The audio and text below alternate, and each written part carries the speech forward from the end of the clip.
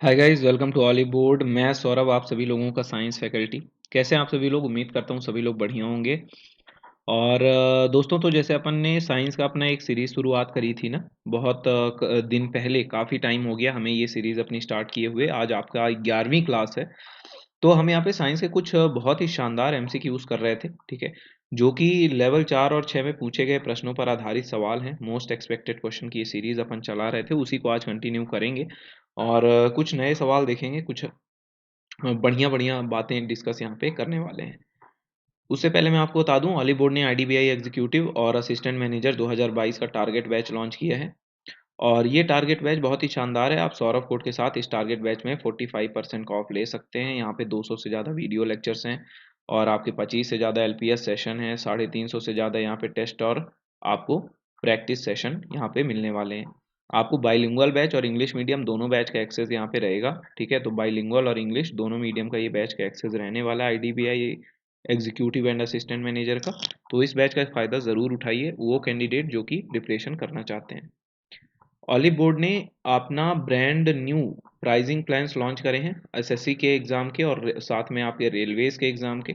तो यहाँ पे एसएससी और रेलवेज का अगर आप एलीट लेते हैं, जहाँ पे सारे मॉक टेस्ट मिलते हैं, तो नई प्राइजिंग प्लान में आपको 30% का ऑफ मिलता है। और ये ऑफ आपका 35% का हो जाएगा अगर आप यहाँ पे कोड लगा देते हो सौरभ। और उसी तरह सुपर एलीट एक ऐसा पैकेज होता है ऑलिव बोर्ड का, एसएससी सुपर एलीट या बैंकिंग सुपर एलीट, जहाँ पे सारे कोर्सेज का एक्सेस आपको एसएससी और रेलवेज के मिल जाता है, आपका मॉक टेस्ट के एक्सेस के साथ साथ, ठीक है। तो आप इसे भी ज्वाइन कर सकते हैं और इसमें आपको सौरभ कोड से इसमें भी आपको मैक्सिमम डिस्काउंट यहाँ पे आपको मिल जाता है, ठीक है। चलिए, और एक और चीज़ है, ऑलिव बोर्ड का जो आपका ऑफिशियल टेलीग्राम ग्रुप है, आप उसे भी ज्वाइन कर सकते हैं, ठीक है। ऑलिव बोर्ड का ऑफिशियल टेलीग्राम ग्रुप, जहाँ पे आप ऑलिव बोर्ड से कनेक्टेड रहेंगे। साइंस बाई सौरभ सर, ये मेरा टेलीग्राम ग्रुप है जहाँ पे मैं सारी पीडीएफ्स डालता हूँ इस क्लासेस की। तो आप इन्हें भी ज्वाइन कर सकते हैं और आप मेरे से कनेक्ट इसमें रह सकते हैं, ठीक है। और कुछ भी अगर आपको कभी पूछना हुआ, कुछ जानना हुआ, तो आप मेरे से डायरेक्ट इस टेलीग्राम ग्रुप के थ्रू कांटेक्ट में रह सकते हैं। पहला सवाल आप सभी की स्क्रीन पे आ गया है। बहुत आसान आसान से सवाल हैं, सारे सवाल अपन करेंगे रिवाइज फटाफट और फिर क्लास को खत्म करेंगे। पहला सवाल है, the acid which is secreted by the glands in the stomach wall. पेट की दीवार में ग्रंथियों द्वारा स्त्रावित अम्ल कौन सा होता है? बहुत आसान सा सवाल है। जो पेट की दीवार में ग्रंथियां द्वारा स्त्रावित अम्ल कौन सा होता है? The acid which is secreted by the glands in the stomach wall is, तो ये एसिड होता है हाइड्रोक्लोरिक एसिड। कौन सा एसिड होता है आपका? HCl एसिड होता है। और ये HCl एसिड आपका क्या है? एसिडिक इन्वायरमेंट बनाता है आपके पेट में, जिसका पीएच मान किसके बराबर होता है? 1.6 के बराबर होता है। जिसका पीएच मान किसके बराबर होता है? 1.6 के बराबर आपका पीएच मान यहाँ पे होता है, ठीक है। तो याद रखिएगा, ठीक है।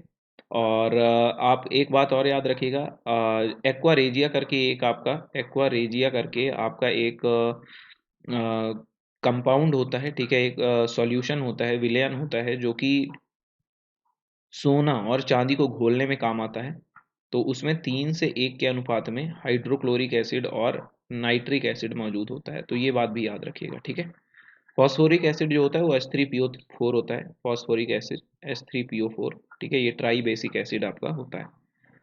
अगला सवाल है, which one of the following is used as a preservative for food stuff. निम्नलिखित में से किसका उपयोग खाद्य पदार्थों के लिए परिरक्षक के रूप में किया जाता है? ठीक है, खाद्य पदार्थों के लिए परिरक्षक के रूप में, यानी कि ये प्रिजर्वेटिव्स के रूप में इस्तेमाल किया जाता है, भोजन को खराब होने से बचाता है ये, ठीक है। जैसे सोडियम बेंजोएट, यहाँ पे पिक्रिक एसिड, ग्लिसरीन, या आपका सोडियम क्लोराइड, किस चीज़ का इस्तेमाल आपका किया जाता है प्रिजर्वेटिव के रूप में? तो जो प्रिजर्वेटिव के रूप में इस्तेमाल होता है वो सोडियम बेंजोएट होता है ना। सोडियम बेंजोएट आपका होता है, जो कि किससे बनता है? बेंजोइक एसिड से बनता है। सोडियम बेंजोएट है ना, किससे आपका रहता है? ये बेंजोइक एसिड है, ठीक है। तो सोडियम बेंजोएट ये प्रिजर्वेटिव का काम करता है, ठीक है, खाना वगैरह को खराब होने से बचाता है। अगला सवाल है कि an atom of an element has atomic number 17 and mass number 36, the number of neutron in its nucleus is. एक तत्व के परमाणु का परमाणु क्रमांक 17 है और द्रव्यमान संख्या 36 है। इसके नाभिक में न्यूट्रॉनों की संख्या कितनी होगी? इसके नाभिक में न्यूट्रॉनों की संख्या कितनी होगी? तो वो परमाणु आपका क्लोरीन होगा, क्योंकि उसके अगर एटॉमिक नंबर 17 है, 17 जो परमाणु संख्या है वो क्लोरीन की होती है। और ये क्लोरीन का एक समस्थानिक है इसकी, क्योंकि ये द्रव्यमान संख्या इसकी 36 दी है। और परमाणु संख्या 17 दी हुई है। ठीक है, द्रव्यमान संख्या 36 दी है, यानी कि आपका ये क्या है, इसका ये एक समस्थानिक है क्लोरीन का। आपको पता है द्रव्यमान संख्या क्या होता है, न्यूट्रॉन और प्रोटॉन का योग होता है। द्रव्यमान संख्या क्या होता है, न्यूट्रॉन और प्रोटॉन का योग होता है। मास नंबर 36 है, न्यूट्रॉन की संख्या निकालनी है। जो प्रोटॉन है, प्रोटॉन आपका प्रोटॉन की संख्या के बराबर होता है, सॉरी परमाणु संख्या एटॉमिक नंबर प्रोटॉन की संख्या के बराबर होते हैं, तो ये हो जाएगा 17। तो एन का मान यहाँ पे आ जाएगा 19 के बराबर। एन का मान कितना आएगा, 19 के बराबर आपका यहाँ पे आ जाएगा। ठीक है, तो आंसर क्या हो जाएगा, बी ऑप्शन। तो यहाँ पे न्यूट्रॉन की संख्या कितनी हो गई, 19 के बराबर हो गई। अगला सवाल देखते हैं। Which part becomes modified as the tusk of elephant, हाथी के दांत के रूप में कौन सा भाग संशोधित होता है। जैसे कैनाइन यानी रदनक दंत, प्री मोलर यानी अग्रचर्वणक दंत, सेकंड इंसाइजर यानी दूसरा कृतंक, मोलर यानी चर्ण चर्ण चर्ण दंत, चर्व चर्वण दंत, मोलर जो होते हैं। ठीक है, आपको ये बताना है कि हाथी के दांत के रूप में कौन सा भाग संशोधित हो जाता है। जैसे आप ये देख रहे हो ना, ये हाथी हाथी के ये दो दांत आपको बाहर दिख रहे हैं, ये आपका पहला दांत और ये आपका पीछे तरफ से दांत, इसे टस्क कहते हैं। हाथी के जो दांत दो बाहर निकलते हैं।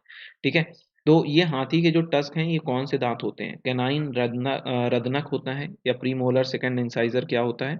तो जो ये होता है, ये सेकंड इंसाइजर होता है, दूसरा कृतंक होता है, सेकंड इंसाइजर दांत होते हैं। ठीक है, ये आपके जो दांत यहाँ से निकल के दिख रहे हैं ना, ये आपका क्या है, सेकंड इंसाइजर है, दूसरे कृतंक है, second incisor. Clear, second incisor. The noble gas used for the treatment of cancer, इस कैंसर के उपचार में प्रयोग की जाने वाली नोबल गैस कौन सी है, हीलियम, आर्गन, क्रिप्टॉन या रेडॉन।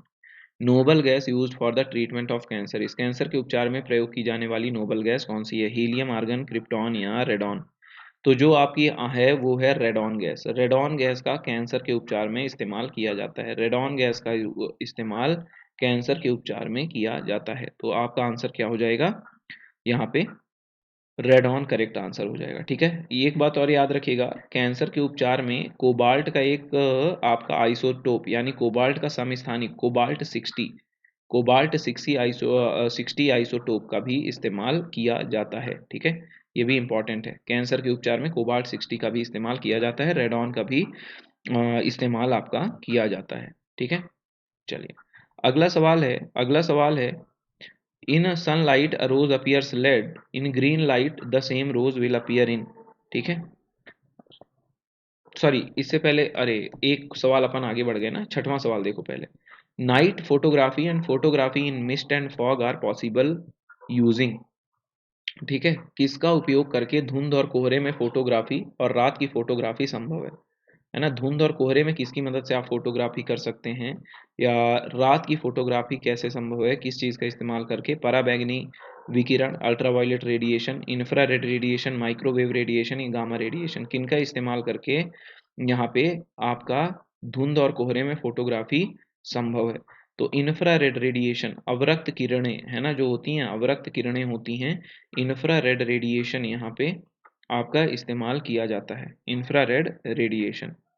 एक बात और याद रखिएगा, जैसे मैंने आपको बताया है R M I V U X Y, R M I V U X Y एक सीरीज आपको बताई है। मैंने बताया कि आपका जैसे नीचे से ऊपर जाते हो तो आपकी फ्रीक्वेंसी बढ़ती है ना, और तरंग दैर्घ्य घटती है। यहाँ पे R M I V U X Y मैंने आपको सिखाया था, याद करना। आर आपका रेडियो वेव होता है, M microwave, I infrared, V visible light, U ultraviolet, X X rays, Y gamma raise.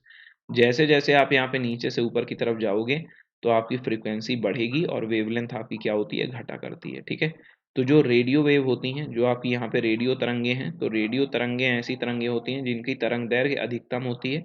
और यहाँ पे जो ऊपर है आपका गामा रेज जो होती हैं, गामा रेज जो होती हैं इनका फ्रीक्वेंसी क्या होती है, मैक्सिमम, और तरंग दैर्घ्य क्या होती है, मिनिमम। ठीक है, इसी तरह रेडियो वेव की फ्रीक्वेंसी तरंग दैर्घ्य मैक्सिमम और फ्रीक्वेंसी मिनिमम होती है, क्योंकि तरंग दैर्घ्य और फ्रीक्वेंसी एक दूसरे के विषम अनुपातिक होते हैं। अगला सवाल है कि in sunlight rose appears red, in green light the same rose appears. धूप में एक गुलाब लाल दिखाई देता है, हरे प्रकाश में वो गुलाब दिखाई देगा किस रंग का, तो वो गुलाब आपका काले रंग का दिखाई देगा। ठीक है, गुलाब लाल रंग का क्यों दिखाई देता है, गुलाब लाल रंग का क्यों दिखाई देता है, क्योंकि जैसे अगर आपका जो गुलाब है ना, गुलाब लाल रंग का इसलिए दिखाई देता है क्योंकि प्रकाश से आने वाली जो लाइट है, आपको पता है कि जो आपकी लाइट है वो 7 रंगों से बनी है। किससे बनी हुई है? 7 कलर्स से बनी है। तो जब वो आपका गुलाब में पड़ती है, ठीक है, जो आपका मान लो ये फूल है, ये फूल है आपका गुलाब का इस तरह का, तो जब वो 7 कलर की लाइट गुलाब पे पड़ती है, तो जो इसमें कलर आता है, इसमें से बाकी कलर अवशोषित हो जाते हैं, लाल कलर क्या हो जाता है? परावर्तित हो जाता है। इसीलिए जो आपका गुलाब है वो किस कलर का दिखता है? लाल कलर का। जब इसे तुम हरी लाइट में डाल दोगे, तो जब इसमें हरी लाइट अगर डालोगे, यहाँ पे कौन सी आ रही थी? व्हाइट लाइट, तो 6 के 6 रंग एब्जॉर्ब हो जा रहे थे, लाल वाला परावर्तित हो जा रहा था। लेकिन जब इसमें ग्रीन कलर की लाइट डालोगे ना, तो ग्रीन कलर की लाइट ये गुलाब क्या कर लेगा? अवशोषित कर लेगा, पूरा क्या हो जाएगा? ये इसको एब्जॉर्ब कर लेगा, एब्जॉर्ब कर लेगा किसको? हरी लाइट को। और जब ये हरी लाइट को क्या कर देगा? सोख देगा, तो वहां पे कोई भी रंग नहीं दिखेगा। वो गुलाब किस रंग का दिखेगा तुम्हें? काला रंग का वो गुलाब दिखेगा, ठीक है, तो वो गुलाब का रंग वहां पे खत्म हो जाएगा। अगला सवाल है, the process of preventing the birds from flying is called. पक्षियों को उड़ने से रोकने की प्रक्रिया क्या कहलाती है? पक्षियों को उड़ने से रोकने की प्रक्रिया क्या कहलाती है? ब्रेलिंग, डिबेकिंग, डबिंग या पैकिंग? पक्षियों को उड़ने से रोकने की जो प्रक्रिया होती है वो क्या कहलाती है? तो वो कहलाती है ब्रेलिंग। क्या कहलाती है? आपकी ब्रेलिंग की प्रक्रिया कहलाती है। पक्षियों को उड़ने से रोकने की आपकी जो प्रक्रिया है, the process of preventing the birds from flying, क्या होता है? ब्रेलिंग की प्रक्रिया आपकी ये कहलाती है। ए ऑप्शन करेक्ट आंसर हो जाएगा। फिर है अगला सवाल कि पत्तियों में दिखाई देने वाली नसें किसका कार्य करती हैं? ठीक है, veins seen in leaves serves the function of. पत्तियों में दिखाई देने वाली नसें किसका कार्य करती हैं? फोटोसिंथेसिस, ट्रांसपीरेशन, स्टोरेज या कंडक्शन का। जैसे आपने देखा होगा, अलग अलग प्रकार का पत्तियों में आपको वो दिखाई पड़ेंगी, है ना। ये जैसे पैरेलल विनेशन है, ठीक है, यहाँ पे कैसे हैं? समानांतर है ना, पैरेलल विनेशन है, ठीक है, पैरेलल विनेशन है यहाँ पे, ठीक है। और जो आपकी वीन्स है ना, यहाँ पे किस प्रकार की हैं? पैरेलल है एक दूसरे के। अगर आप यहाँ पे देखो तो जाल बना हुआ है वीन्स का, यहाँ पे क्या बना हुआ है? आपका जाल बना हुआ है वीन्स का, ठीक है। तो ये देखिए, तो इस तरह से आपकी जो वीन्स दिख रही हैं अलग अलग यहाँ पे आपको, ये किस लिए होती हैं? तो ये संवहन की प्रक्रिया के लिए होती हैं। किसके लिए होती हैं ये? कंडक्शन के लिए होता है, संवहन के लिए ये हुआ करता है, ठीक है, वाटर और मिनरल के कंडक्शन के लिए, वाटर और मिनरल्स के कंडक्शन के लिए ये होता है, ठीक है। याद रखिएगा, जो इसमें सिराएं होती हैं, वीन्स होती हैं, ये वाटर और मिनरल्स के कंडक्शन के लिए होती हैं, ठीक है, याद रखिएगा, ठीक है। फोटोसिंथेसिस की प्रक्रिया आपकी स्टोमेटा में होती है, ठीक है, स्टोमेटा में। और यहीं पे जो आपके स्टोमेटा होता है, उसी से जब स्टोमेटा खुलता है तो तभी आपकी ट्रांसपीरेशन की प्रक्रिया होती है, ठीक है। और स्टोरेज, भंडारण, ये आपका कोशिकाओं के अंदर हुआ करता है, गोल्गी अपैरेटस में। अगला सवाल है, refrigerator keep food unspoiled because.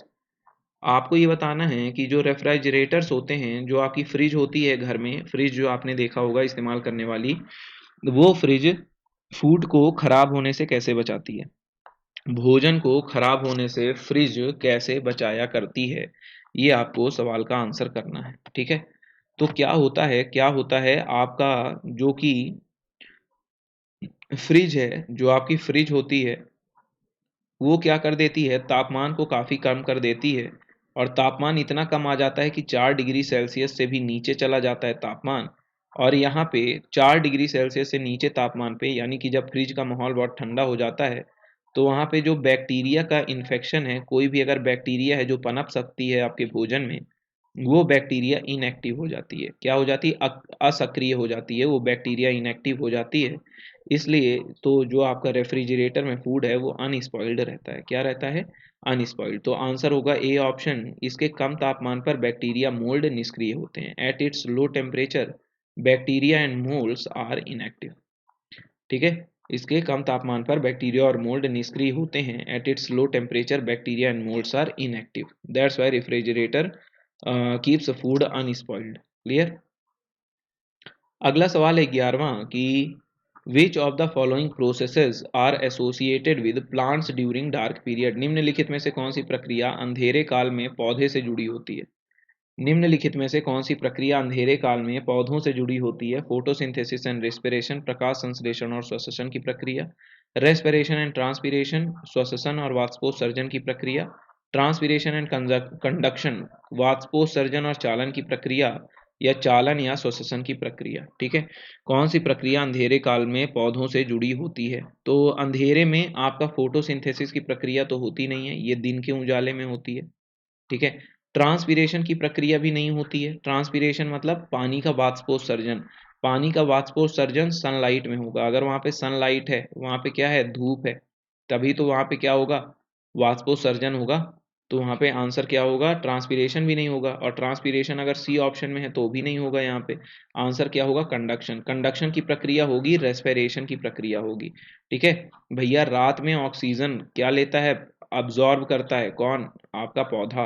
और रात में क्या छोड़ता है, कार्बन डाइऑक्साइड रिलीज किया करता है, ये भी याद रखिएगा। ठीक है, और ये बताओ, भोजन की आवश्यकता तो दिन रात हर वक्त चाहिए ना, तो कंडक्शन में ही तो भोजन और पानी मिलेगा पौधे को। कंडक्शन की प्रक्रिया में ही तो पौधे को भोजन पानी मिलेगा, उसके बिना कैसे चलेगा उसका काम है। तो आंसर क्या होगा, डी ऑप्शन करेक्ट आंसर हो जाएगा, कंडक्शन और रेस्पिरेशन की प्रक्रिया। Columba Livia is the scientific name of Columba Livia. Columba Livia किसका वैज्ञानिक नाम है? पिजन, कबूतर, स्नेक, रैबिट या सार्क का किसका नाम होता है? Columba Livia. तो कोलंबा लिविया जो है ये तुम्हारा कबूतर का साइंटिफिक नेम होता है। किसका होता है? कबूतर का तुम्हारा साइंटिफिक नेम होता है कोलंबा लिविया। ठीक है, चलो बहुत ही बढ़िया। आगे बढ़ते हैं, अगला सवाल देखते हैं। अगला सवाल देखते हैं अपना 12वां सवाल यहाँ पे। तो 12वां सवाल तो सॉरी यही हो गया, कबूतर का जो साइंटिफिक नाम है वही आपका क्या होता है, कोलंबा लिविया। फिर है 13वां सवाल, the element which is rich in most leafy vegetables is. The elements which is rich in most leafy vegetables is. अधिकांश पत्तेदार सब्जियों में प्रचुर मात्रा में पाया जाने वाला तत्व कौन सा है? अधिकांश पत्तेदार सब्जियों में प्रचुर मात्रा में पाया जाने वाला तत्व कौन सा है? फास्फोरस, जिंक, लोहा या कैल्शियम। ठीक है, अधिकांश पत्तेदार सब्जियों में प्रचुर मात्रा में पाए जाने वाला तत्व कौन सा होता है? तो पत्तेदार सब्जियां जो होती हैं, जैसे पालक वगैरह हो गई, है ना, भिंडी हो गई, ऐसी सब्जियां जो हरी पत्तेदार हैं, है ना, तो उनमें सबसे ज्यादा लोहा पाया जाता है। आपको पता है ना, लोहा किस में पाया जाता है? पालक में पाई जाती है। पालक एक बहुत ही अच्छी हरी सब्जी है। धनिया हो गया, पालक हो गया, ये सब क्या हो गए, स्पाइनेच हो गया, है ना, ये सब क्या हो गए आपके, हरी सब्जियां हैं, हरी पत्तेदार सब्जियां। और इसमें सबसे ज्यादा क्या पाया जाता है आपका, भर भर के लोहा पाया जाता है। ठीक है, फिर है अगला सवाल 14वां सवाल। 14वां सवाल बोल रहा है, which one of the following is not transmitted via blood transfusion. निम्नलिखित में से कौन रक्त दान के माध्यम से संचारित नहीं होता है? Which one of the following is not transmitted via blood transfusion, यानी कि ब्लड ट्रांसफ्यूजन मतलब एक शरीर से दूसरे शरीर में अगर आपका रक्त चला जाता है तो कौन सा रोग वहां पे ट्रांसफर नहीं होगा? कौन सा रोग आपका वहां पे ट्रांसफर नहीं होगा, ये आपको बताना है। जैसे हेपेटाइटिस, टाइफाइड, एचआईवी या मलेरिया, कौन सा रोग है जो आपका वहां पे ट्रांसफर नहीं होगा मेरे भाई, बताओ। तो जो आंसर होगा यहाँ पे वो होगा तुम्हारा टाइफाइड। कौन सा होगा? आंत्र ज्वर। आंत्र ज्वर जो होता है, आंत्र ज्वर जो होता है ये गंदे पानी से होता है। ठीक है, ये किससे होता है? कंटामिनेटेड फूड एंड वाटर से होता है। ठीक है, कंटामिनेटेड फूड एंड वाटर, गंदे पानी से होता है। तो गंदा पानी से आपको ये रोग होता है और ये बाद में ठीक भी हो जाता है दवाई खाने से, है ना। तो ये ऐसा नहीं है कि आपके शरीर में ये हमेशा के लिए हो गया, सारी जीवन के लिए हो गया। ठीक है, तो टाइफाइड आपका ब्लड ट्रांसफ्यूजन से नहीं फैलता। हेपेटाइटिस काफी जानलेवा रोग है, सल्मोनेला सॉरी हेपेटाइटिस वायरस से होता है। ये हेपेटाइटिस वायरस से हेपेटाइटिस होता है। ठीक है, हेपेटाइटिस खतरनाक बीमारी है। जो आपका टाइफाइड है ये सल्मोनेला टाइफी के नाम से बैक्टीरिया से होता है, ये भी आपको पता है। बैक्टीरिया का नाम क्या है? Salmonella typhi. एचआईवी आप सभी को पता है, खतरनाक एचआईवी वायरस से, ह्यूमन इम्यूनो डेफिशिएंसी वायरस से होता है। एचआईवी वायरस है, जो रोग होता है वो होता है एड्स। ठीक है, तो एड्स डिसीज भी बिल्कुल ये तो फैल सकती है ना, कंटामिनेटेड फूड, कंटामिनेटेड सिरेंजेस से, फूड एंड वाटर से नहीं, भोजन से नहीं। आपका अगर वहाँ पे अनप्रोटेक्टेड सेक्सुअल इंटरकोर्स होता है, ठीक है, यानी कि अगर आप प्रोटेक्शन के साथ सेक्स नहीं करते हैं तो वहाँ पे भी चांसेस होते हैं कि आपको सेक्सुअली ट्रांसमिटेड डिसीज हो जाए, और साथ में वहाँ पे आपका ब्लड ट्रांसफ्यूजन से भी चांसेस होते हैं एचआईवी होने के। उसी तरह से मलेरिया, मलेरिया में जो होता है ना, मलेरिया में जो आपका प्रोटोजोआ होता है, प्लाज्मोडियम, कौन सा होता है? प्रोटोजोआ जिससे मलेरिया रोग होता है, ये आपका होता है प्लाज्मोडियम। Plasmodium parasite. तो ये जो प्लाज्मोडियम पैरासाइट होता है, ये मानव शरीर के लाल रक्त कोशिकाओं में हमला करता है। किसमें करता है? लाल रक्त कोशिकाओं में हमला करता है, आरबीसीज में हमला करता है। तो जब ब्लड ट्रांसफ्यूजन होगा, तो अगर आपका जो वो प्रोटोजोआ है यानी प्लाज्मोडियम पैरासाइट है, अगर उसने अटैक किया है आरबीसी में, तो आरबीसी में अटैक किया है तो ब्लड ट्रांसफ्यूजन से मलेरिया आपके शरीर में भी जा सकती है। ठीक है, तो याद रखिएगा कि आपका मलेरिया रोग भी फैल सकता है, लेकिन टाइफाइड रोग आपका नहीं फैलेगा, है ना। चलिए अगला सवाल है, a bullet is fired from a rifle which recoils after firing. Rifle से गोली चलाई जाती है जो फायरिंग के बाद पीछे हट जाती है। ठीक है, राइफल की गतिज ऊर्जा का बुलेट की गतिज ऊर्जा से अनुपात बताइए। देखिए ये बताइए कि यहाँ पे कंजर्वेशन ऑफ मोमेंटम लगेगा, कंजर्वेशन ऑफ मोमेंटम का कंसेप्ट यहाँ पे लगेगा। ठीक है, याद रखिएगा, कंजर्वेशन ऑफ मोमेंटम का कंसेप्ट आपका यहाँ पे लगने वाला है। और आपको पता है अगर मोमेंटम कंजर्व्ड है तो काइनेटिक एनर्जी का एक और फार्मूला होता है p² / 2m। p²/2m ये आपका काइनेटिक एनर्जी का फार्मूला है। और अगर यहाँ पे मोमेंटम कंजर्व्ड है तो आपको ये भी पता होना चाहिए कि जो एनर्जी है वो तुम्हारी मास के इन्वर्सली प्रोपोर्शनल है, एनर्जी तुम्हारी द्रव्यमान के विषम अनुपातिक है। ठीक है, यानी अगर हम गन की एनर्जी की बात करें और बुलेट की एनर्जी की बात करें, तो ये जो मास ऑफ बुलेट होगा और जो मास ऑफ गन होगा उसके अनुपात के बराबर होगा। ठीक है, तो यहाँ पे आपका जो ratio of kinetic energy of rifle यानी कि गन की काइनेटिक एनर्जी बुलेट की काइनेटिक एनर्जी से क्या होगी, क्या होगी यहाँ पे। तो यहाँ पे जो आपका होगा ये आपका लेस देन वन होगा। क्या होगा? लेस देन वन होगा, क्योंकि बुलेट का जो मास है, मान लो अगर बुलेट तुम्हारी 100 ग्राम की है तो तुम्हारी गन कितने की होगी भैया? 1 किलो की कम से कम मान लो, या 10 किलो की गन मान लो। तो बताओ ये अनुपात कितना आ गया? 1/100 का ना, तो अनुपात तो काफी कम है, अनुपात 1 से काफी कम हो जाएगा। ठीक है, एनर्जी ऑफ गन का जो एनर्जी ऑफ बुलेट होगा, ठीक है, गन की जो एनर्जी है और बुलेट की एनर्जी है ना, काइनेटिक एनर्जी राइफल यानी गन और बुलेट की क्या होगी? लेस देन वन होगी, क्योंकि बुलेट ज़्यादा तेजी से जाएगी ना तो उसकी काइनेटिक एनर्जी ज़्यादा होगी, और गन जो है वो थोड़ा धीमे से पीछे की तरफ रिकॉइल करेगी तो उसकी काइनेटिक एनर्जी कम होगी। ठीक है, तो अनुपात भी क्या होगा? 1 से कम हो जाएगा। ठीक है, चलो अगले सवाल पे चलते हैं। आज मेरा थोड़ा गला दर्द है ना, इसीलिए मैं धीरे धीरे बोल रहा हूँ, मेरे गले में दर्द हो रहा है ना, इसीलिए मैं आराम से आज की क्लास पढ़ा रहा हूँ। पक्षियों में आमतौर पर एक ही क्या होता है? पक्षियों में आमतौर पर एक ही क्या होता है? वृक्क होता है, लंग्स होता है, वृषण टेस्टिस होता है, या अंडाशय? क्या चीज होता है पक्षियों में? इकलौता होता है वो, है ना। तो क्या होता है ना, आपकी किडनियां भी पक्षियों में दो होती हैं, फेफड़े भी दो होते हैं। ठीक है, टेस्टिस अगर मेल पक्षी की बात करें तो वो भी दो होते हैं, लेकिन गर्भाशय ओवरी आपकी कितनी होती है? एक हुआ करती है। ठीक है, किसमें? फीमेल बर्ड्स में, मादा पक्षियों में, है ना। फीमेल बर्ड्स में जो आपकी ओवरी होती है, जैसे इंसानों में, ह्यूमन में फीमेल्स में जो ओवरी होती हैं वो दो होती हैं। कितनी होती हैं? दो होती हैं। लेकिन जो आपकी पक्षियां हैं, पक्षियों में जो ओवरी होता है, जो आपका अंडाशय होता है, वो आपका कितना होता है? एक होता है। बाकी मेल में टेस्टिस आपके दो होते हैं, लंग्स भी दो होते हैं, ठीक है, और किडनी भी दो हुआ करती हैं। अगला सवाल, है vegetables are easily perishable because of their high content of. सब्जियां किसके कारण उच्च सामग्री के क्या सब्जियों में किस उच्च सामग्री के कारण आसानी से खराब हो जाती हैं, है ना। सब्जियां क्या की उच्च सामग्री के कारण आसानी से खराब हो जाती हैं? पानी, शर्करा, या विटामिन, या एंजाइम? तो क्या होता है, सब्जी जो होती है, ताजी हरी सब्जी में क्या होता है? पानी होता है। ताजी हरी सब्जी में पानी होता है भैया। 80 से 90% क्या होता है तुम्हारा? वाटर होता है। 80 से 90% पानी में क्या होता है? वाटर होता है ना। और तो इसी कारण से खराब हो जाती हैं। जैसे आलू की अगर बात करें, आलू ज़्यादा दिनों तक क्यों चलता है? क्योंकि आलू में 60 से 65% ही पानी होता है। क्या होता है? 60 से 65% पानी होता है आलू में। ठीक है, इसीलिए आलू ज़्यादा दिनों तक, आलू आप क्या हो सकती हो, ये ज़्यादा दिनों तक चलता है ना। अगर आपके घर में आलू रखी है तो ज़्यादा दिनों तक चलता है, क्योंकि इसमें पानी क्या होता है? कम होता है, 60 से 65% होता है। ठीक है, लेकिन आपकी जो बाकी पत्तेदार सब्जियां हैं, ठीक है, टमाटर वगैरह हो गए, उनमें 80 से 90% क्या होता है? आपका पानी होता है। तो उस कारण से क्या हो जाती है? वो खराब हो जाती हैं जल्दी। अगला सवाल है, beekeeping is known as. मधुमक्खी पालन को किस रूप में जाना जाता है? मधुमक्खी पालन को किस रूप में जाना जाता है? सेरीकल्चर, एपीकल्चर या एक्वाकल्चर या एग्रीकल्चर, किस नाम से जाना जाता है मधुमक्खी पालन को? तो मधुमक्खी पालन को एपीकल्चर के नाम से जाना जाता है। किस नाम से जाना जाता है? एपीकल्चर के नाम से जाना जाता है बीज के पालन को, ठीक है। और एग्रीकल्चर तो आपका क्या हो गया, ये खेती हो गई ना भैया। एग्रीकल्चर तो क्या हो गया, खेती हो गई तुम्हारी। एक्वाकल्चर मतलब, एक्वाकल्चर जो पानी के जीवों का पालन करते हैं, पानी के जीवों का पालन करते हैं, उसे कहते हैं एक्वाकल्चर। सेरीकल्चर क्या होता है, बहुत इंपॉर्टेंट, रेशमी कीड़ों का पालन, है ना, रेशमी कीड़ों का पालन।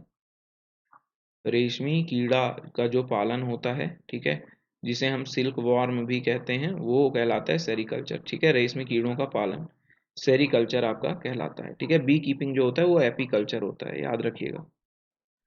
अगला सवाल है, what happens to a liquid, what happens to a liquid when the vapour pressure equals to the atmospheric pressure.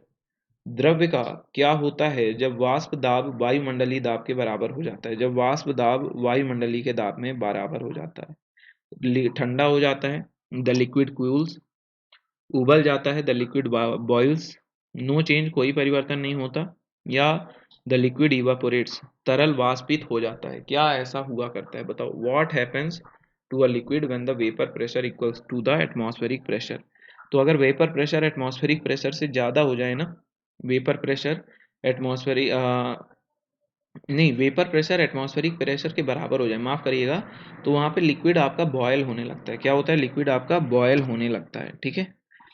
Boiling, देखिए बॉइलिंग में क्या होता है, बॉइलिंग जब एक लिक्विड बॉयल करता है, ठीक है, तो उसमें क्या होता है, वेपर प्रेशर एटमॉस्फेरिक प्रेशर के ज़्यादा होता है, ठीक है, बराबर होता है। और जब इवापोरेशन होता है तो एटमॉस्फेरिक प्रेशर ज़्यादा होता है वेपर प्रेशर से, है ना। एटमॉस्फेरिक प्रेशर ज़्यादा होता है वेपर प्रेशर से। और इसी तरह से जब आपका, याद रखिएगा, जब वेपर प्रेशर ज़्यादा हो जाए एटमॉस्फेरिक प्रेशर से, तब उस कंडीशन में कंडेंसेशन की प्रक्रिया होती है, यानी कि वाष्प क्या बन जाता है, तरल पदार्थ बन जाता है, ठीक है। कंडेंसेशन की प्रक्रिया आपकी तभी होती है, ठीक है। और इवापोरेशन यानी पानी का ऊपर उड़ना, है ना, ये कब होता है, जब आपका एटमॉस्फेरिक प्रेशर का दबाव ज़्यादा रहता है वेपर प्रेशर से। और जब वेपर प्रेशर एटमॉस्फेरिक प्रेशर दोनों बराबर हों, तो वहाँ पे पानी क्या होता है, उबलता रहता है। पानी क्या होता है, उबलता है। तो याद रखिएगा, इंपॉर्टेंट सवाल है, ठीक है। ये वाला सवाल तुम्हारा इंपॉर्टेंट है। क्लियर है, सारी कंडीशन याद रखिएगा, सारी कंडीशन याद रखिएगा, ठीक है। इवापोरेशन की भी, उसमें वायु एटमॉस्फेरिक प्रेशर वायुमंडलीय दाब ज़्यादा होना चाहिए, और वायुमंडलीय दाब कम हो गया तो वहाँ पे कंडेंसेशन की प्रक्रिया होती है, संघनन की प्रक्रिया, है ना। कंडेंसेशन यानी संघनन की प्रक्रिया वहाँ पे होती है। सेल और tissue death within a living body is called age. एक जीवित शरीर के भीतर, एक जीवित शरीर के भीतर कोशिका या ऊतक की मृत्यु को क्या कहा जाता है? कोशिका या ऊतक की मृत्यु को क्या कहा जाता है? न्यूट्रोफिलिया, नेफ्रोसिस, नेक्रोसिस या नियोप्लासिया। सेल और tissue death within a living body is called, cell और tissue death within a living body is called, एक जीवित शरीर के भीतर कोशिका या ऊतक की मृत्यु को कहा जाता है नेक्रोसिस। क्या कहा जाता है इसको? नेक्रोसिस कहा जाता है। जैसे आपने देखा होगा कुछ लोगों के हाथ में, अगर आपने ऐसे अगर कभी हाथों को देखा हो, तो हाथ में आपने देखा होगा चोट लगी होती है कई बार, है ना। कई बार आपने देखा होगा लोगों के हाथ में चोट लगी हुई, और वो चोट ऐसी लगी होती है, वो चोट ऐसी लगी होती है कि उनको जीवन भर का क्या दे देती है, वो चोट आपका जीवन भर का दाग दे दिया करती है, ठीक है। ऐसे अगर हाथ में कभी लग गया तो वहां पे जल जाएगा, ठीक है। अगर मान लीजिए कभी जल गया है, आपके बर्न हो गया है, ठीक है, और या तो कोई ऐसा आपका इंजरी है, कोई ऐसी चोट है जो पूरे जीवन भर का आपको वहाँ पे निशान दे दी, तो मूलतः वहाँ पे होता क्या है, वहाँ पे होता क्या है, जो यहाँ पे ऊतक और कोशिकाएं मौजूद होती हैं ना, यहाँ पे डेड सेल्स होते हैं। क्या होते हैं? डेड सेल्स होते हैं। इसीलिए वहाँ पे ऐसा लगता है कि चमड़ी खराब खराब सी दिखने लगती है, ठीक है, इंजरी, जलन जैसा दिखने लगता है, डेड सेल्स होते हैं, है ना। तो ये क्या होता है, बेसिकली ये आपका नेक्रोसिस होता है। क्या कहते हैं इसको? नेक्रोसिस, ठीक है। इस कंडीशन को नेक्रोसिस कहा जाता है। अगला सवाल है, the toxicity of which of the following heavy metals lead to liver cirrhosis, ठीक है। निम्नलिखित में से किस धातु की विषाक्तता के से लीवर सिरोसिस नाम का रोग होता है? तो ये कॉपर की विषाक्तता से होता है। किससे होता है? कॉपर की विषाक्तता से होता है, ठीक है। सिरोसिस जो होता है ना, सिरोसिस जो डिसीज होती है, ये आपकी, एक और चीज़ आपको याद रखनी है, जो सिरोसिस डिसीज होती है, ये आपका जो है कैडमियम मेटल से भी होता है, ठीक है। किससे होता है? कैडमियम मेटल, कैडमियम मेटल, ठीक है। और इसी को हेपेटाइटिस ए और बी भी कहा जाता है, इसी से होता है हेपेटाइटिस ए एंड बी, ठीक है। लीवर लीवर डैमेज वाले रोग ही हैं ये, लीवर में ही अटैक करता है हेपेटाइटिस ए और बी, ठीक है। और जो आपका कॉपर से होने वाला सिरोसिस है उसे विल्सन डिसीज भी कहते हैं। क्या कहते हैं? जो कॉपर से होने वाला सिरोसिस है उसे विल्सन डिसीज कहते हैं, ठीक है। उसे हम विल्सन डिसीज भी कहते हैं, जो कॉपर से सिरोसिस आपका होता है, जो कॉपर से होता है, विल्सन डिसीज भी कहते हैं। अगला है which one of the following is known as brown coal, ठीक है। निम्नलिखित में से किसे भूरा कोयला कहा जाता है? निम्नलिखित में से किसे भूरा कोयला के नाम से जाना जाता है? एंथ्रासाइट, बिटुमिनस, कोक या लिग्नाइट? किसको बिटुमिनस कोल के नाम से जाना जाता है? एंथ्रासाइट को बिटुमिनस कोल से जाना जाता है, या आपका बिटुमिनस कोल, अरे सॉरी, ब्राउन कोल से, एंथ्रासाइट को ब्राउन कोल से, या बिटुमिनस को ब्राउन कोल से, या लिग्नाइट को या पीट को? तो ब्राउन कोल के नाम से लिग्नाइट जाना जाता है। इंपॉर्टेंट सवाल है, याद रखिएगा, 22वां सवाल इंपॉर्टेंट है। जो आपका लिग्नाइट है ना, ये तीसरे नंबर का सबसे अच्छा कोयला, एंथ्रासाइट सबसे बेस्ट होता है, पीट सबसे बेकार। तो ये जो आपका है ब्राउन कोल के नाम से जाना जाता है, ठीक है। लाइट नहीं, लिग्नाइट, लिग्नाइट कोल, ठीक है, लिग्नाइट कोल। आगे बढ़ जाओ।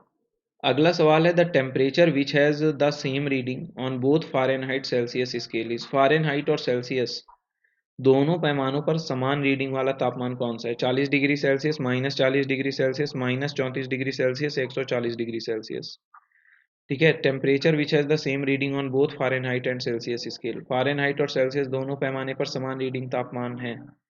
कितना? तो सेल्सियस और फ़ारेन पे आपका आता है -40 डिग्री का, आपने पढ़ा है ना, C/5, F -32/9। ये क्या है? डिग्री सेल्सियस और फ़ारेनहाइट के बीच में रिलेशन होता है। क्या होता है? डिग्री सेल्सियस फ़ारेनहाइट के बीच में रिलेशन होता है। अगर यहाँ पे डिग्री सेल्सियस और फ़ारेनहाइट को तुम्हें बराबर बनाना है, ठीक है, तो इसको सॉल्व करोगे तो फ़ारेनहाइट की जगह डिग्री सेल्सियस रख दो, तो ये हो जाएगा C/5, ये हो जाएगा C -32/9। यहाँ से आएगा तुम्हारा 9C के बराबर, ये आएगा 5C, माइनस 5 दूनी 10, 5 3 15, 16। 5C 9C से घटेगा, आएगा 4C, माइनस आपका आएगा 160 के बराबर, तो C का मान आएगा -40 के बराबर। C का मान कितना आएगा? -40 के बराबर आ जाएगा, ठीक है। तो ये ऐसा तापमान है जहाँ पे डिग्री और सेल्सियस दोनों का जो नंबर है वो बराबर होता है, -40 डिग्री, -40 डिग्री वो तापमान है। Light beam which is highly directional is called. प्रकाश की किरण जो अत्याधिक अत्यधिक दिशात्मक होती है क्या कहलाती है? इरेजर, ग्रेजर, मेजर या लेजर? क्या कहलाती है? लेजर कहलाती है। क्या कहलाती है? दिशात्मक जो होती है वो आपकी कहलाती है लेजर। थियोडोर मेमन नाम के साइंटिस्ट ने इसकी खोज करी थी, है ना। थियोडोर मेमन नाम के साइंटिस्ट ने इसकी डिस्कवरी करी थी। लेज़र का फुल फॉर्म जो होता है वो लाइट एम्प्लीफिकेशन, याद रखना है। लेज़र का जो फुल फॉर्म होता है मैंने 2 4 बार बता चुका है, इससे शायद ज़्यादा ही बार बताया है। Light amplification by stimulated stimulated emission of radiation, stimulated emission of radiation. अगला सवाल है 25वां आखिरी सवाल आज की क्लास का। Besides carbohydrate a major source of energy in our food is constituted by. Carbohydrate के अलावा हमारे भोजन में ऊर्जा का एक प्रमुख स्रोत किसके द्वारा बनता है? प्रोटीन्स, फैट्स, मिनरल्स या vitamin? Besides carbohydrate a major source of energy in our food is constituted by proteins, fats या आपका मिनरल्स या विटामिन। तो आंसर क्या होगा? सबसे ज़्यादा जो ऊर्जा मिलता है कार्बोहाइड्रेट के अलावा वो मिलता है हमें फैट से, है ना। सबसे ज़्यादा हमें कहाँ से ऊर्जा मिलती है? कार्बोहाइड्रेट से, ठीक है। कुछ लोग कहेंगे कि फैट से ज़्यादा मिलती है, नहीं मेरे भाई, कार्बोहाइड्रेट से। इंस्टेंट एनर्जी की बात कर रहे हैं, जो तुरंत से आपको ऊर्जा चाहिए होती है, सबसे ज़्यादा कार्बोहाइड्रेट से मिलती है, फिर फैट्स से, फिर प्रोटीन्स से आपको मिला करती है, ठीक है। तो यही क्रम आपको याद रखना है, दिमाग मत लगा देना गूगल वाले कि फैट में ज़्यादा होता है, ठीक है। कार्बोहाइड्रेट में सबसे ज़्यादा, दूसरे नंबर में फैट होता है, ठीक है। और विटामिन और मिनरल से कोई ऊर्जा नहीं मिलती, ये भी याद रखना है। है ना, नो एनर्जी, कोई भी ऊर्जा नहीं मिलती है। विटामिन्स और जो आपके मिनरल्स होते हैं ये किस में मदद करते हैं, ये आपके प्रोटेक्शन को, शरीर को प्रतिरक्षा प्रदान करने में मदद करते हैं, ठीक है, प्रोटेक्शन प्रतिरक्षा प्रदान करने में और शरीर के विकास में, ग्रोथ में मदद करते हैं, है ना। तो ये आपका विकास में भी मदद करते हैं और प्रोटेक्शन प्रदान करते हैं, यानी प्रतिरक्षा प्रदान करते हैं, ठीक है, ये भी याद रखिएगा। चलिए तो यहीं पे ख़त्म करते हैं आज की क्लास को, ठीक है। और उम्मीद करता हूँ सबको सारी बातें समझ में आई होंगी जितनी बातें मैंने समझाई हैं। ऑली बोर्ड ने अपने नए प्लान्स इंट्रोड्यूस करें हैं, brand new pricing plans introduce करें हैं सारे एसएससी एग्ज़ाम के लिए। तो ये प्लान्स में आपको 30% का ऑफ चल रहा है, तो इसको आप ज़रूर 35% करिए। कौन सा कोड इस्तेमाल करना है, कोड इस्तेमाल करना है सौरभ। एलीट एक ऐसा पैकेज होता है ऑली बोर्ड का जहाँ पे सारे मॉक टेस्ट का आपको एक्सेस मिल जाता है ना, सारे यहाँ पे मॉक टेस्ट का एक्सेस मिल जाता है। सुपर एलीट एक ऐसा पैकेज है जहाँ पे सारे मॉक टेस्ट का एक्सेस तो मिलता ही है, साथ में आपको सारे लाइव क्लासेस, सारे प्रैक्टिस सेशन का भी एक्सेस मिल जाता है। तो आप एक्सप्लोर करिए प्लान को, यूज़ करिए कोड सौरभ, मैक्सिमम डिस्काउंट लीजिए एसएससी के मॉक्स पे और एसएससी के कोर्सेज पे। इसके अलावा ऑली बोर्ड ने एक और बहुत ही शानदार आईडीबीआई एग्जीक्यूटिव का असिस्टेंट मैनेजर 2022 का टारगेट बैच लॉन्च किया है। IDBI executive and assistant manager 2022 target batch, यहाँ पे आप कोड सौरभ इस्तेमाल करके आप यहाँ पे डिस्काउंट ले सकते हैं 5% का और एक्स्ट्रा। ये डिस्काउंट आपका हो जाएगा पूरे 45% का। 200 से ज़्यादा वीडियो लेक्चर, 25 से ज़्यादा live session, doubt clearing session, 350 से ज़्यादा प्रैक्टिस टेस्ट आपको मिलने वाले हैं। इसके अलावा कंप्लीट स्पेशल कवरेज अलग से करंट अफेयर्स का दिया जाएगा, बैंकिंग अवेयरनेस का दिया जाएगा। कोर्स का एक्सेस आप बोथ बाइलिंगुअल और इंग्लिश मीडियम में ले सकते हैं, ठीक है। आप कोई भी जो है कोई भी क्लास आपका मन हो जब जो पढ़ने का आप अटेंड कर सकते हैं, चाहे आप बाइलिंगुअल वाला बैच अटेंड करना चाहें या इंग्लिश मीडियम वाला बैच अटेंड करना चाहें, आप कोई भी बैच अटेंड यहाँ पे कर सकते हैं। आईडीबीआई एग्जीक्यूटिव असिस्टेंट मैनेजर का टारगेट बैच, बहुत ही शानदार ये बैच आपका होने वाला है। उम्मीद करता हूँ सभी को ये बात समझ में आ रही होगी। ऑली बोर्ड ने एक और बहुत ही शानदार बैच अपना लाया है, ऑली बोर्ड का एसबीआई पीओ प्री और मेंस का फिट बैच। 40% ऑफ है इस बैच में, जिसको आप 45% बना सकते हैं। फिर से सेम चीज़, आपको कोड इस्तेमाल करना है सौरभ और मिलने वाला डिस्काउंट 5% और अधिक हो जाएगा दोनों बैच में। दोनों बहुत ही शानदार बैच है। एक है आईबीपीएस आरआरबी पीओ का प्री और मेंस का बैच ऑली बोर्ड का, फिट बैच के नाम से ये भी है। IBPS RRB PO fit batch, SBI PO fit batch. Fit का मतलब है फैकल्टी, इंडस्ट्री एक्सपर्ट्स, टॉपर्स आपकी मदद करेंगे इस बैच के प्रिपरेशन में।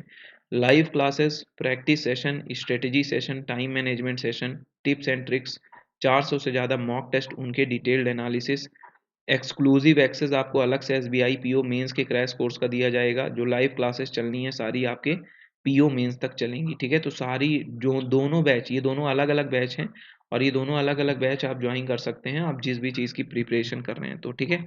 तो मेरी तरफ से मैं आपको यही कहूँगा कि आप इस बैच को ज़रूर ज्वाइन करिए। और अगर आप में से कोई ऐसा बच्चा है जो कि सारे बैंकिंग और इंश्योरेंस एग्जाम की तैयारी करता है, जैसे ईएसआईसी, एलआईसी, आईबीपीएस, एसबीआई, और या तो एसएससी की तरह, एसएससी या रेलवे के अलावा बैंकिंग की तरफ रुख कर रहा है अपना, तो बेस्ट प्लान होता है ऑली बोर्ड का ऑल इन वन प्लान। आपका अगर मॉक टेस्ट बस चाहते हैं तो बैंकिंग लाइट होता है जहाँ पे मॉक्स रहते हैं फुल लेंथ, सारे फुल लेंथ मॉक्स आपको मिलते हैं। बैंकिंग एलीट होता है जहाँ पे आपको 2000 से ज़्यादा मॉक्स मिलते हैं। यहाँ पे सेक्शनल मॉक्स भी होते हैं, फुल लेंथ मॉक्स भी होते हैं, सेक्शनल मॉक्स भी होते हैं, आपके फुल लेंथ मॉक्स भी होते हैं।